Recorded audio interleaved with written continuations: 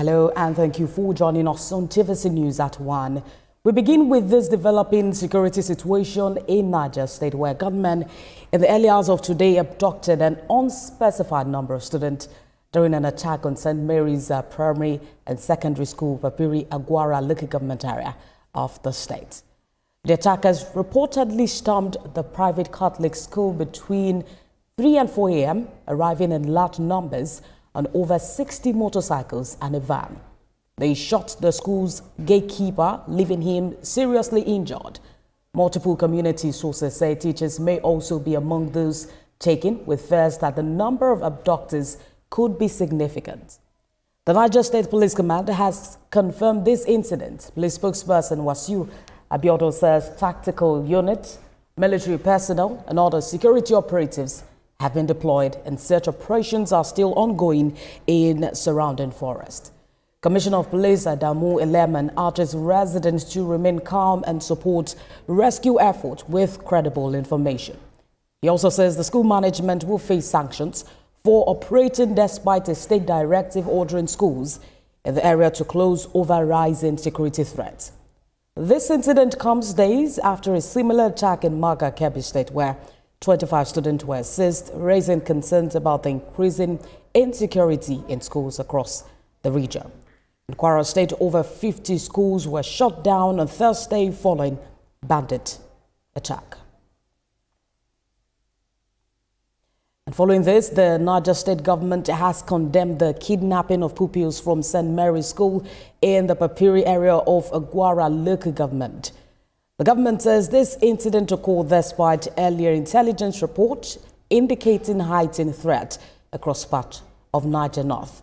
In response to these alerts, the state has ordered the suspension of construction activities and the temporary closure of all boarding schools in the zone. However, St. Mary's School reportedly reopened without notifying the government, exposing pupils and staff to avoidable danger.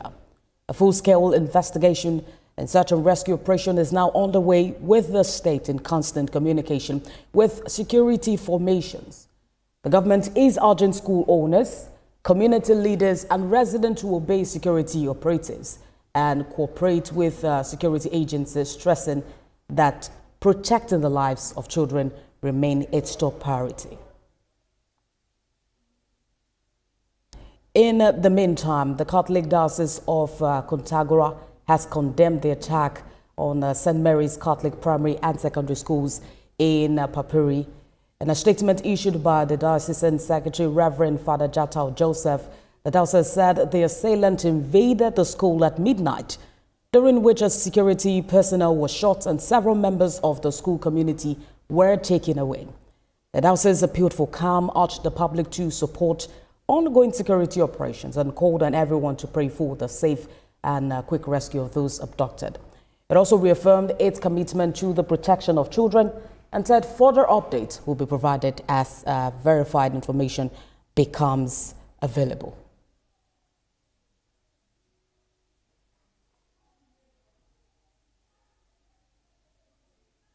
And for more on this sad development, I'm joined by senior reporter Chenemi Bame. He joins me to give us an update from Niger. Chenemi, thank you for joining us at this time.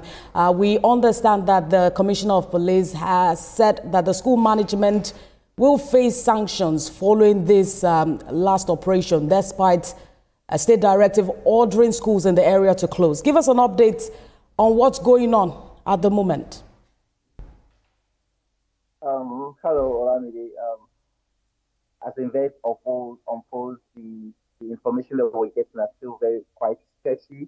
Like, as at this moment, we still do not know the number of students that were kidnapped, and also the school management. It's been difficult to reach the school management. They have not issued any statement, and they are not communicating with pressmen yet. So we don't know how many students were taken. Also, we do not know if they have, if they received any such instruction, from the state government not to open schools. We don't know how many schools received the circular and when was that circular issued. So these are some of the things that information that we're still trying to gather. But as it stands right now, both security officials and the school management have not been able to tell us how many students are missing at this point. And for those who were abducted, how are the parents and residents in that community really reacting to this?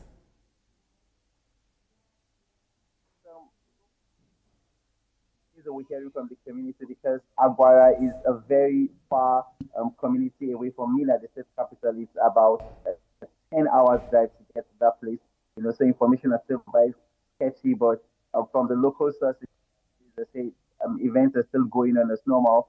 Just yesterday, a local businessman was kidnapped, around the same vicinity, and it has put people on tension, but activities are still ongoing right now. We've not been able to hear from the parents, because they have not disclosed such information, but as events unfold, we'll definitely hear from them.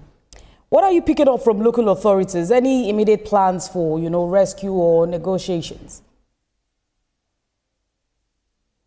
Well, all that we know right now is what the police have said, that their special tactical team and the military have gone into the forest, combing the forest looking for these children. We hope that at least before the day runs out or in the next couple of hours, we should have heard some news whether they are making progress or not. We should be able to hear something in the coming hours, based on their operations right now. Chanime, thank you for that update. We'll come back to you as soon as we can. That's our senior reporter covering this incident for us live in Niger. Thank you for joining us.